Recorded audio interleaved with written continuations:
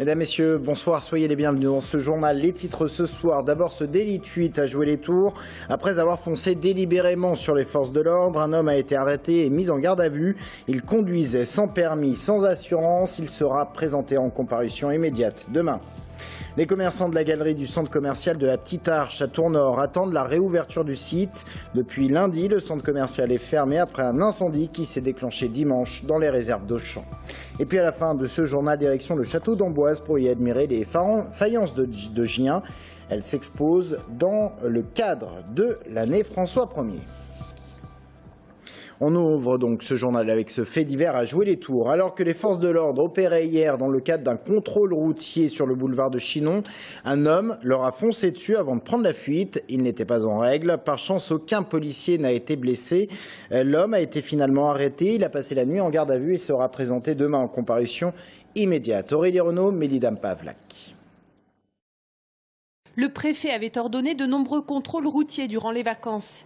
Hier à Joué-les-Tours, 3 agents de police sont donc postés sur le boulevard de Chinon à Joué-les-Tours. Vers 16h30, un véhicule refuse de s'arrêter.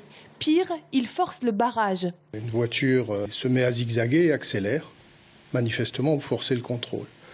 Et un des fonctionnaires a dû son salut en sautant de côté et en se jetant au sol pour échapper à la voiture. L'automobiliste, un jocondien de 33 ans, brûle ensuite le feu rouge, emprunte une piste cyclable et s'engouffre dans une allée où il habite. Une rue dans laquelle jouaient de nombreux enfants. Heureusement, le véhicule s'arrête en ne faisant aucune victime. Placé en garde à vue, l'automobiliste s'explique, il aurait été pris de panique. Manifestement, ce monsieur a paniqué parce qu'il n'avait pas de permis, mais aussi parce qu'il avait été déjà condamné pour un refus d'obtempérer et condamné pour une conduite en état alcoolique. C'est d'ailleurs à cette occasion-là, il y a déjà plusieurs années de ça, qu'il a perdu son permis de conduire et ne l'a jamais repassé. Demain, l'automobiliste passera en comparution immédiate devant le tribunal pour violence volontaire sur agent de la force publique, refus d'obtempérer et mise en danger d'autrui. En bref, un corps retrouvé à Chinon dans un ruisseau. Il s'agit d'un homme d'une trentaine d'années qui a disparu hier. Il s'agirait d'un suicide au regard des éléments écrits laissés par la victime.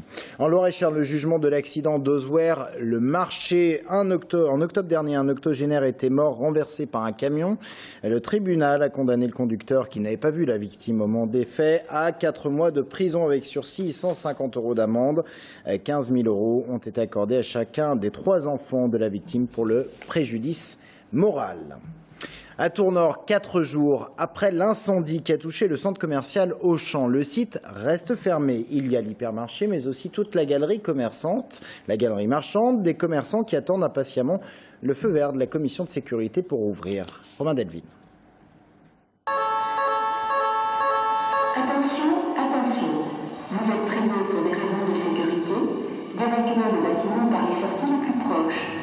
C'est bon signe, le système d'alerte incendie fonctionne dans la zone commerciale Petite Arche à Tournord. Mais 3 jours après l'incendie qui a touché Auchan, les clients sont interdits d'accès et les rideaux des magasins baissés.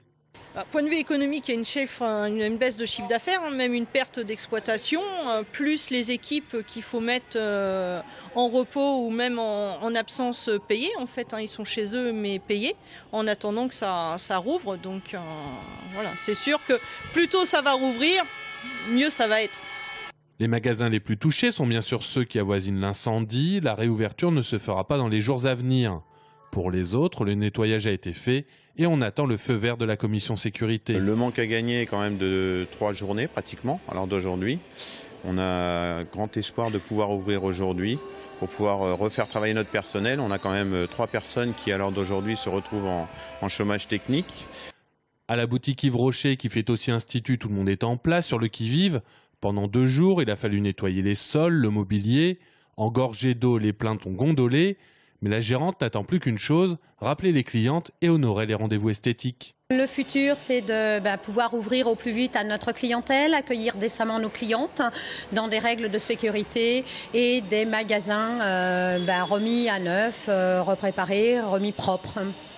Tout le monde, ou presque, est prêt à rouvrir dans la galerie commerciale, sauf que pendant midi, la nouvelle est tombée. Malheureusement, après le contrôle de la sécurité, de la commission, on ne va pas pouvoir encore ouvrir aujourd'hui, mercredi. Donc lundi, mardi, mercredi, on va voir pour demain, on en saura plus en fin d'après-midi. En fin d'après-midi, c'est le statu quo à la Petite Arche. Les boutiques ne seront pas ouvertes au public demain matin.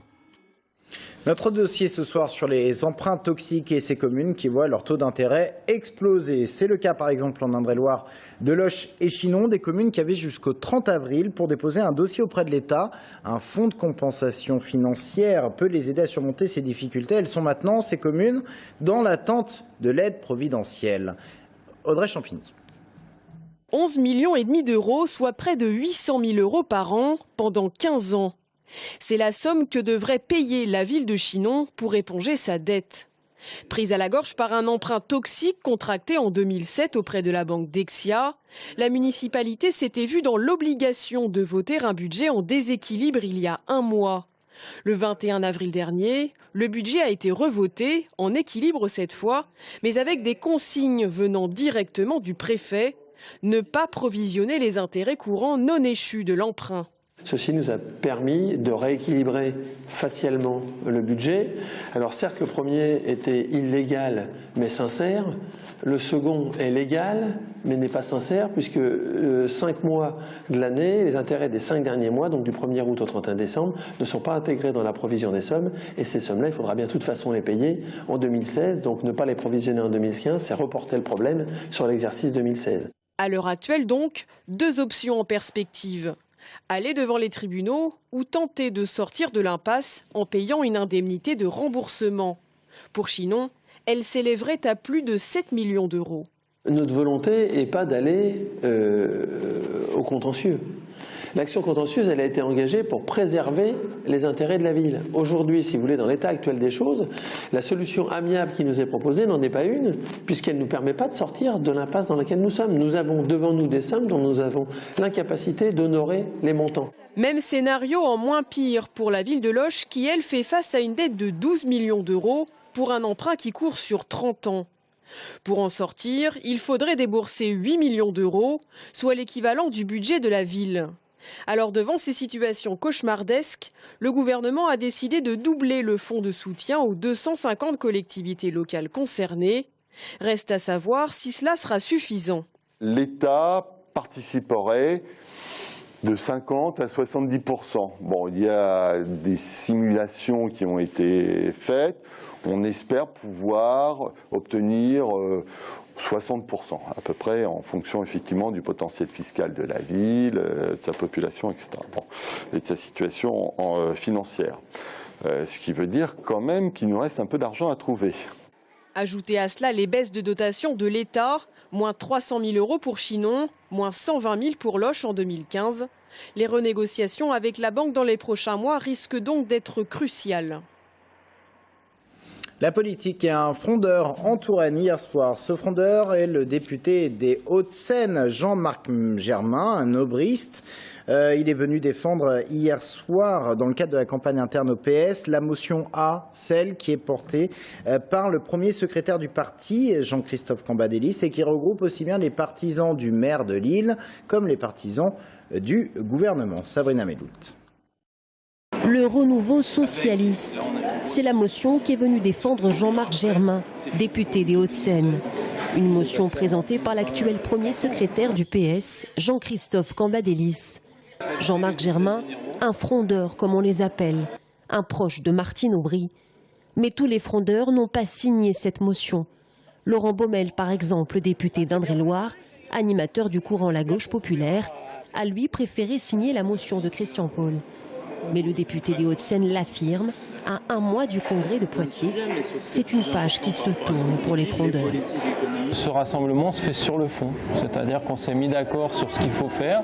Donc effectivement, c'est quelque part le prolongement ou l'aboutissement de la fronde. La grande force de ce texte-là, c'est qu'il n'a pas été fait simplement en chambre, dans les locaux du Parti socialiste à Solferino, mais qu'il a été fait dans des discussions avec le président de la République.